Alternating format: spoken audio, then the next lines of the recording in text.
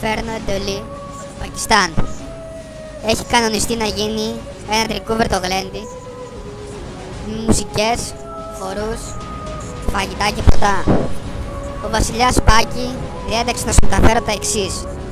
Θέλει μια μεγάλη παραγγελιά και αφήνω την επιλογή του φαγητού στην κρίση σας.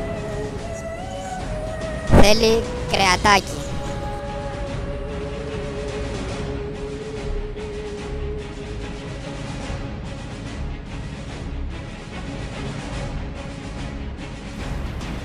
Σουζουκάκια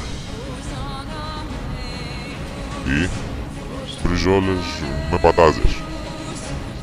Αλλά καλύτερα ας πάρουμε τη γνώμη του σεφ μας, του Παυλέκη, που έχει διακριθεί στο MasterChef και κάνει τα καλύτερα πιάτα.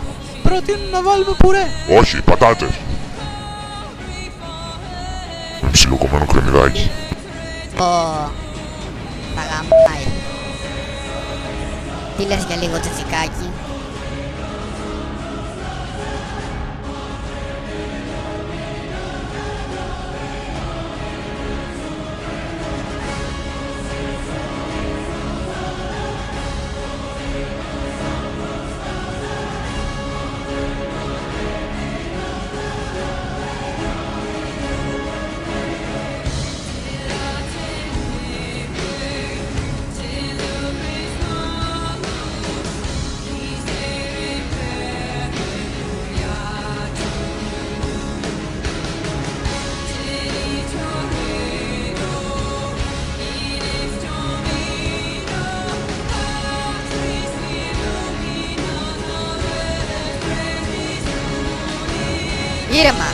Ήρεμα φίλε.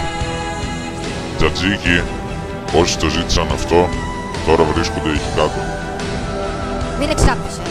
Μπορούμε να το συζητήσουμε. Δεν έχουμε να συζητήσουμε τίποτα. Μωρή Λουλού! Ήρθες εδώ, στη χώρα μου, για να μου ζητήσεις να φτιάξω μπριζόλες με πατάτες και τζατζίκι. Θα σε γαμίσω. Τι χωρίς προφυλακτικό.